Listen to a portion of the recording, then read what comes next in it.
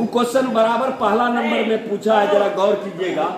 एक क्वेश्चन जो है आपका Na2 में ऑक्सीडेशन नंबर, सही है, जरा गौर करना। अगर वो क्वेश्चन आ जाए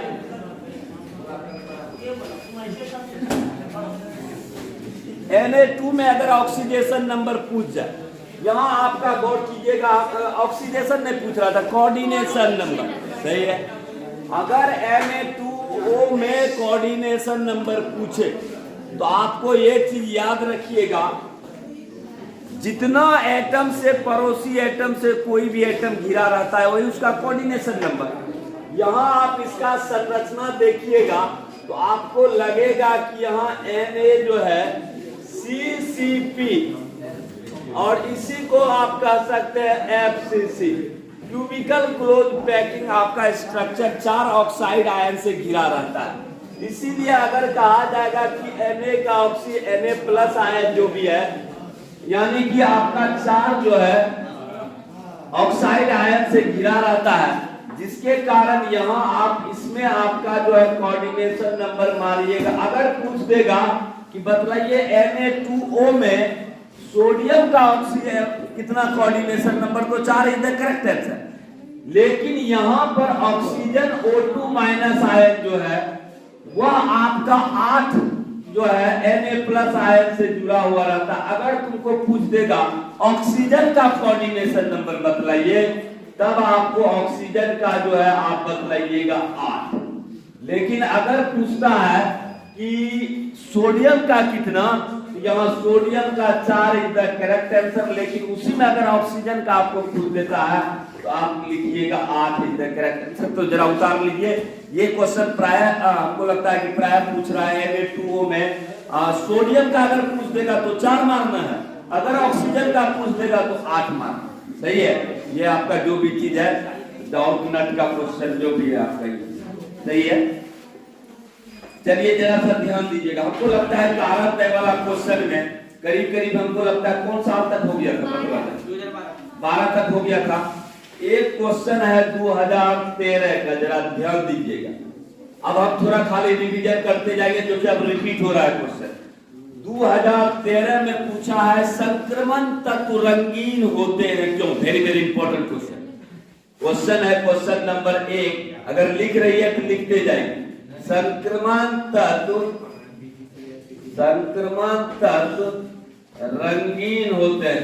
कैलाश बतलाएगा क्यों रंगीन होते हैं। मतलब कैलाश हम डी ब्लॉक में लिखाए हैं, संक्रमण तत्व के जितने भी तत्व रंगीन होते हैं क्यों? हाँ, डी ब्लॉक में जाता है, या इसका मुख्य कारण डी ऑर्बिटल का उपस्थित होना या डी ऑर्बिटल में अयुग्मित इलेक्ट्रॉन होना। तो कहने का मतलब कारण वही है। अगर क्वेश्चन आ जाएगा संक्रमण तत्व रंगीन होते हैं क्यों, तो एक लाइन में आंसर देना है due to presence of vacant d orbital. Due to presence of,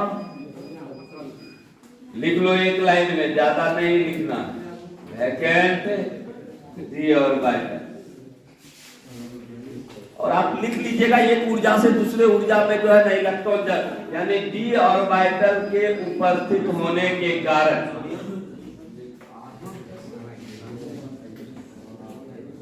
D orbital के खाली होने के कारण।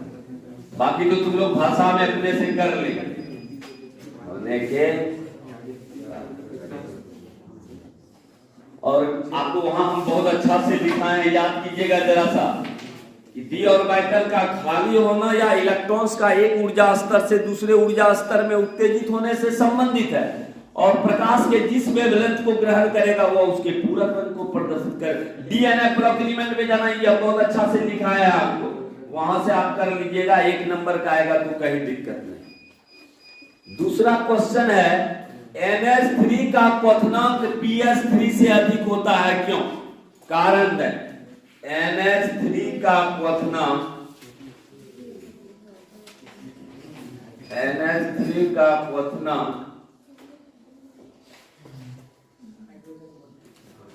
PS3 से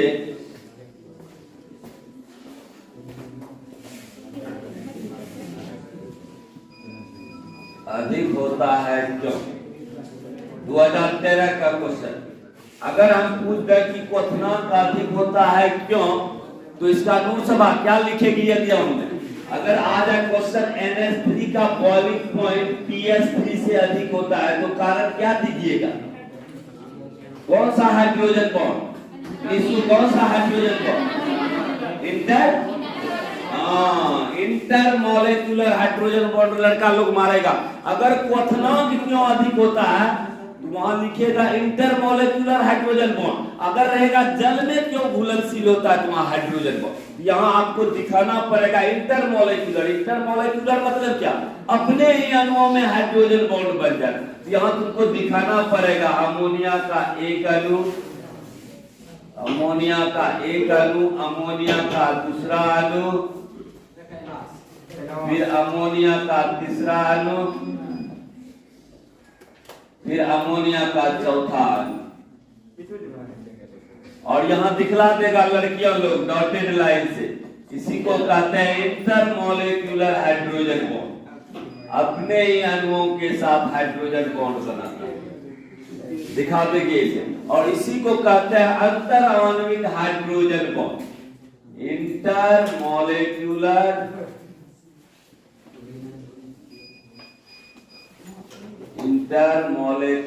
हाइड्रोजन बॉन्ड। जहां पर भी इंटरमॉलिक्यूलर हाइड्रोजन बॉन्ड होगा उसका क्वथनांक का मान अधिक होगा। लिखते भी जाएंगे, खाली हिंट्स लिखते जाओ, तुम लोग अपने कर लेंगे। और बोलेंगे हालत पूछ जाओ।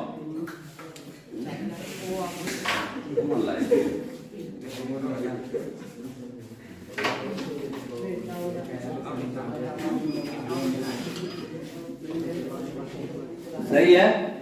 एक क्वेश्चन है लड़का लोग कहता है H3PO3 डाइप्रोटोइक एसिड है, दो प्रोटॉन रिलीज करता है, क्या कारण है? H3PO3 question number 3। क्वेश्चन कह रहा है H3PO3 एक डाइप्रोटोइक एसिड।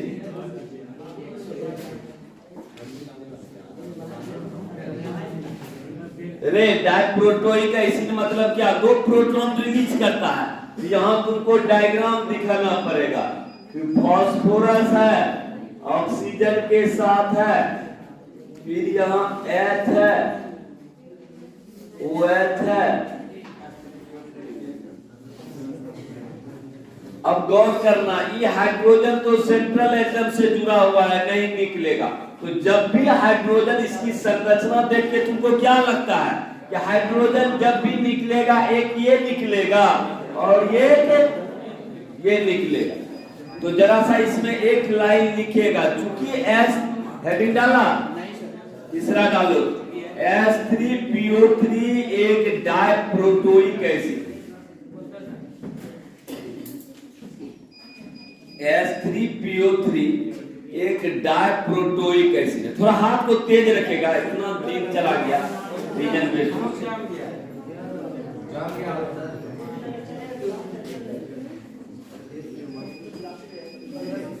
लिखो, चूंकि H3PO3 की संरचना में, चूंकि H3PO3 की संरचना में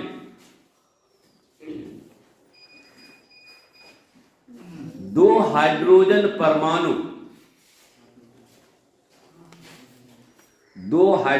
परमाणु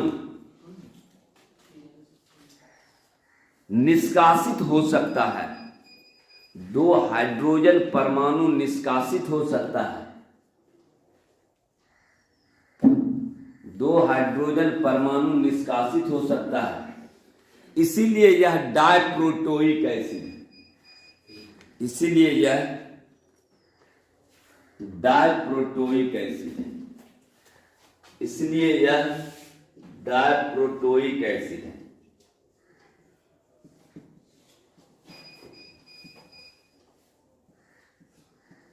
इसीलिए यह डाइप्रोटोइक एसिड है।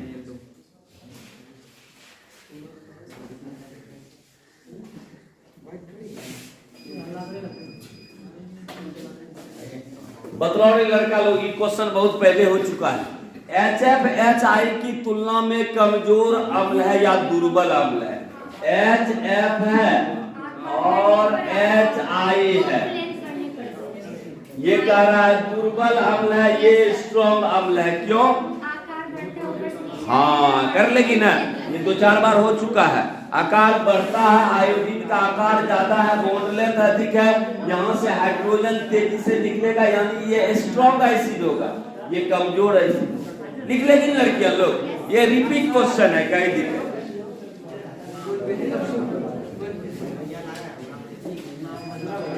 इसी में एक क्वेश्चन 5वां नंबर है, लिखा है अक्रियाशील गैसों में, इसी में एक क्वेश्चन और है,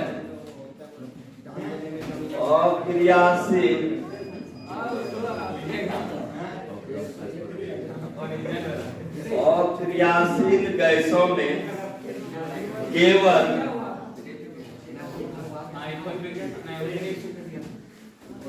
ज़ेनॉन ही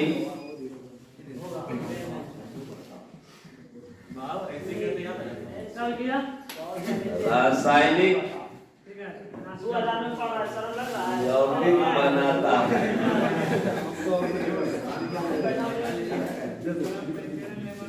रासायनिक अक्रियाशील गैसों में केवल X ही, लिख लो जरा 5वां नंबर का, अक्रियाशील गैसों में ज़ेनॉन ही रासायनिक यौगिक बनाता है।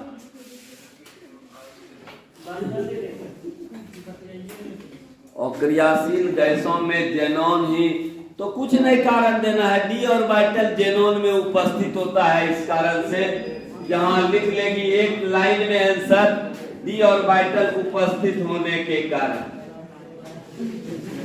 डी ऑर्बिटल एक के रीजन है,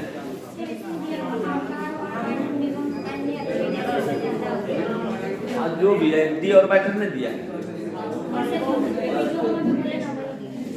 होने के कारण। और क्या दिया है?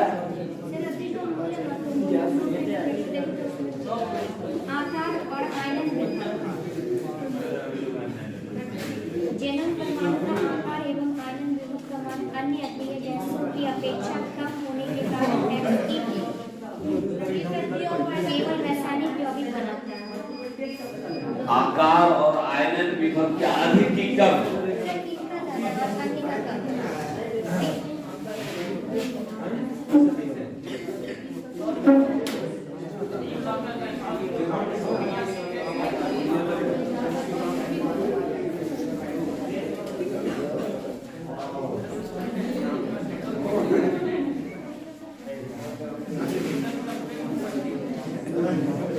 लिख लो, ये आंसर।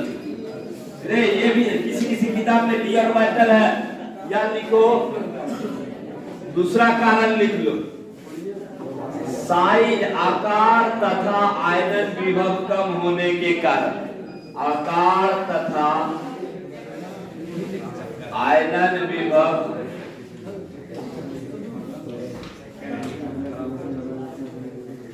दोनों लिख लीजिए, ज्यादा अच्छा।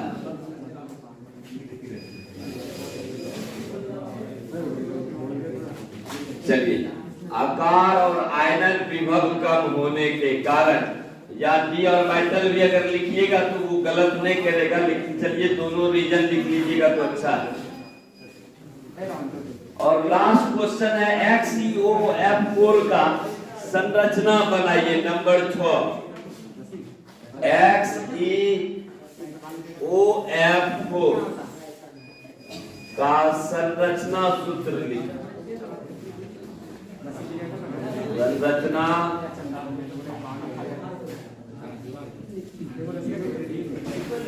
संरचना सूत्र लिखा है, तो कुछ नहीं करना है, X ही ऐसे दे दीजिए, F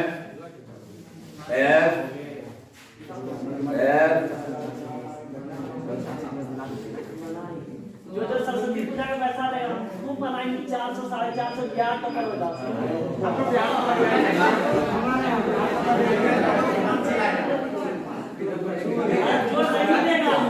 कसम खाते हैं सरस्वती माता के सामने बैठ कर इमेजिन कर क्या किया जाएगा, लड़की अच्छा उस समय किया ना, ध्यान रखिए। चल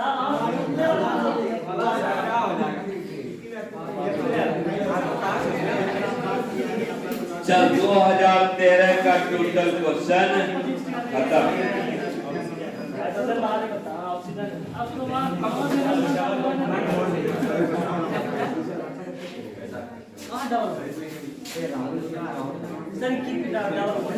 हाँ ऑक्सीजन के जो नीचे तीन जैसे क्या ऊपर फास्फोरस की फॉर्म ऑक्सीजन भी है। ऑक्सीजन ऊपर पहले से ऑक्सीजन है H3PO3 का संरचना है, that is the coordinate bond. वो इधर तीन क्यों दिए? फिर इसीलिए कि फास्फोरस एक जोड़ा इलेक्ट्रॉन दे रहा है ऑक्सीजन। देख आपका किताब में यहाँ दिया है डबल बॉन्ड, लीगल रूप से यहाँ डबल बॉन्ड होगा नहीं। कैसे नहीं होगा, इसके पीछे लॉजिक 4 2 6 2 8 2 10, इसीलिए यहाँ आपका डबल बॉन्ड का कोई औचित्य नहीं है, होगा कोऑर्डिनेट बॉन्ड यानी फास्फोरस एक जोड़ा। तब हो गया 2 2 4 2 6 2 8, अष्टक भी पूरा देखना पड़ेगा ना। चल अब 2014 निकालो तो लड़कियां लोग, 2014 रीजन बेस्ड क्वेश्चन।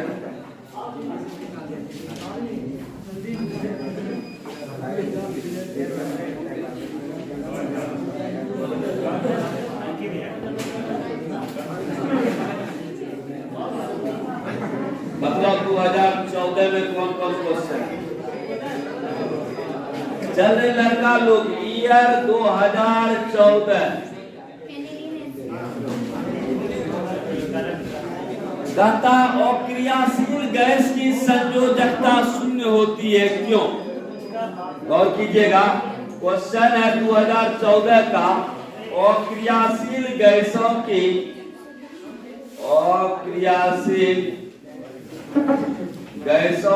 संयोजकता, अक्रियाशील गैसों की संयोजकता निकलो लड़कियां लोग, शून्य होती है, क्यों? हाँ मतलब लड़कियों लोग क्यों शून्य होती है? हाँ स्टेबल इलेक्ट्रॉनिक कॉन्फ़िगरेशन, आंख मूल के स्थायी विन्यास में है, पहले से 8 इलेक्ट्रॉन है तो क्या है किसी से अभिक्रिया करेगा तो संयोजकता शून्य। तो इसका आंसर ये के लाइन में लिखेगी, अस्थाई विन्यास होने के कारण, अस्थाई विन्यास होने के कारण। अस्थाई विन्यास का मतलब बाह्यतम कक्षा में 8 इलेक्ट्रॉन, अस्थाई विन्यास होने के कारण, यानी अस्थाई विन्यास का मतलब बाह्यतम कक्षा में 8 इलेक्ट्रॉन ऑलरेडी है, इसीलिए यह किसी से अभिक्रिया नहीं करता है, जिसके कारण इसकी संयोजकता शून्य होती है।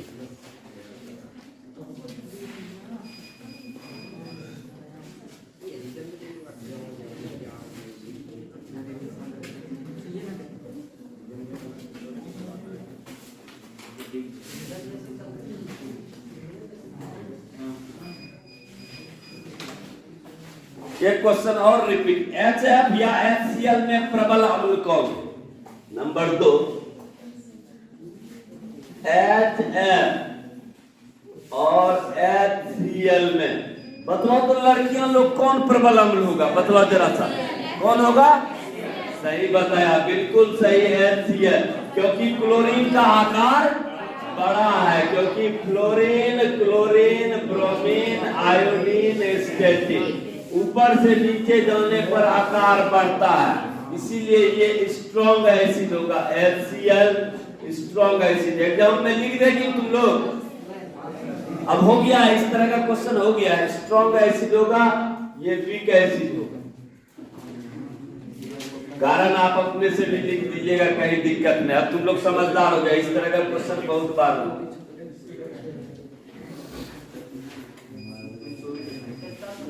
H2O उदासीन होता है जबकि H2S अम्लीय होता है। चलो रे लड़का लोग, तीसरा क्वेश्चन कहता है H2O उदासीन है। H2O क्यों उदासीन है? क्योंकि यह जलीय घोल में H+ भी देता है और OH- भी देता है। आप गौर कीजिएगा, चूंकि H2O जलीय घोल में H प्लस भी देता है, OH माइनस भी देता है, और आपको यकीन होगा कि जल का pH का मान कितना लड़का लोग? 7। इसका मतलब ये न्यूट्रल होगा, उदासीन होगा। लेकिन H2S चूंकि आपका H2S सिर्फ हाइड्रोजन H प्लस आयन देता है, इसीलिए इसकी प्रकृति अम्लीय होती है। हाँ, लेकिन H2O को आप अम्ल भी कह सकते हैं, क्षार भी कह सकते हैं, मतलब न्यूट्रल। हाँ, क्वेश्चन है H2O उदासीन है जबकि, क्वेश्चन लिखो, H2O उदासीन है, क्वेश्चन लिखो, H2O उदासीन है जबकि H2S अम्लीय, जबकि H2S अम्लीय। H2O उदासीन है जबकि H2S अम्लीय।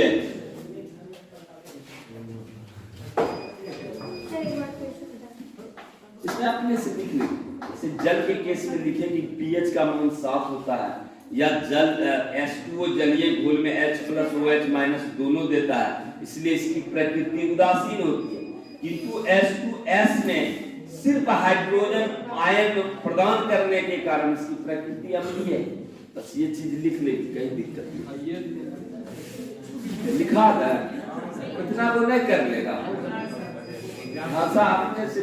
तो लिखना है तो लिखो, तब जरा लिखो, चूंकि H2O जलीय घोल में, लिखो, अगर लिखना ही है तो अच्छे से लिखा देते हैं। चूंकि H2O जलीय घोल में, चूंकि H2O तो जल है ये घोल में, H प्लस तथा OH माइनस आयन प्रदान करता है। H प्लस तथा OH माइनस आयन प्रदान करता है,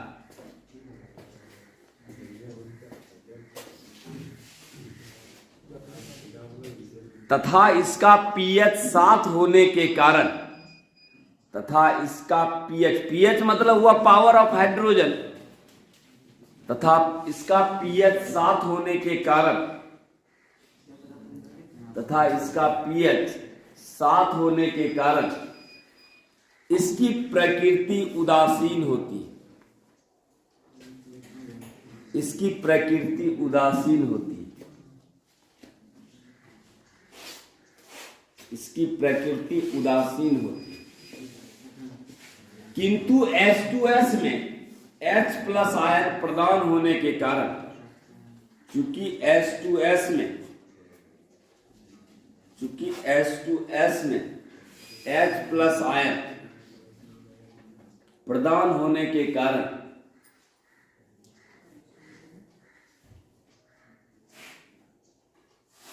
इसकी प्रकृति अम्लीय होती है। प्रदान करने के कारण भी लिख सकता है, H प्लस आयन प्रदान होने के कारण इसकी प्रकृति अम्लीय होती है।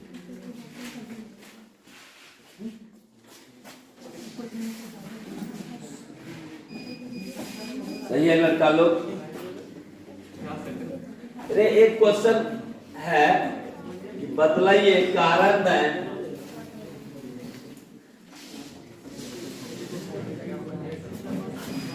कि अमीन अमोनिया से प्रबल क्षार होते हैं। अब कोई लड़का हमको बतलाएगा, लड़का लोग में बतलाओ, अमीन का फंक्शनल ग्रुप क्या? NH? हाँ सही बतलाया। कह रहा है कि बतलाइए RNH2 अमीन है और इधर कह रहा है अमोनिया। कह रहा है हमको ये बतलाइए, कह रहा है यह प्रबल क्षार होते हैं। RNH2 सही है। इसका मतलब ये कह रहा है कि बतलाइए अमीन जो है अमोनिया से प्रबल क्षार होता है। यहाँ आपका बेस होता है स्ट्रॉन्ग बेस। अरे लड़का लोग एक चीज बतलाओ, जहां पर भी R लगा हुआ हम पिछले क्लास में भी बतलाया है कि plus I effect inductive effect, इसका मतलब इसमें जो है अमीन में प्लस आई इफेक्ट होने के कारण, जरा गौर कीजिएगा, ये इधर से इलेक्ट्रॉन डोनेटिंग ग्रुप लगा हुआ है अल्काइल, तो ये डोनेटिंग ग्रुप होने के कारण हाइड्रोजन तेजी से नहीं निकलेगा। जब हाइड्रोजन तेजी से नहीं निकलेगा तो ये ज्यादा अम्लीय होगा। हम आपको क्या बतलाया, यहाँ हाइड्रोजन तेजी से निकलेगा, तो इसको आप लिख सकते हैं स्ट्रॉन्ग एसिड, और जो स्ट्रॉन्ग एसिड होगा वो वीक बेस होगा। हाँ सही बतलाया। लेकिन यहाँ गौर कीजिएगा, यह लेस एसिड अगर होगा, लेस एसिडिक, तो बतलाओ क्या हो जाएगा इसका उल्टा, स्ट्रॉन्ग बेस। तो आपको कह रहा है बतलाइए यह स्ट्रॉन्ग बेस होता है क्यों, तो प्लस आई इफेक्ट होने के कारण। तो जरा लिखो ना, चूंकि अमीन में क्वेश्चन, अमीन अमोनिया की अपेक्षा, अमीन क्वेश्चन लिखो, क्वेश्चन बैंक ना है तुम लोग के पास, क्या है मतलब पूछो अभी तक नहीं है तुम्हारे पास ना, अमीन हाँ एग्जाम के बाद ले लेना। अमोनिया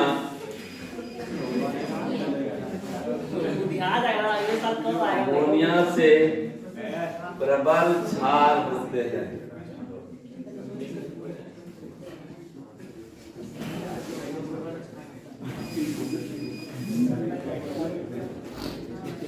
ये लोग महारथी है, तू क्या समझता है? इधर उधर हाथ से दाल रोटी दीजिए, गुड़ के मुंह में खिलाइए, ऐसा सोच रखा है।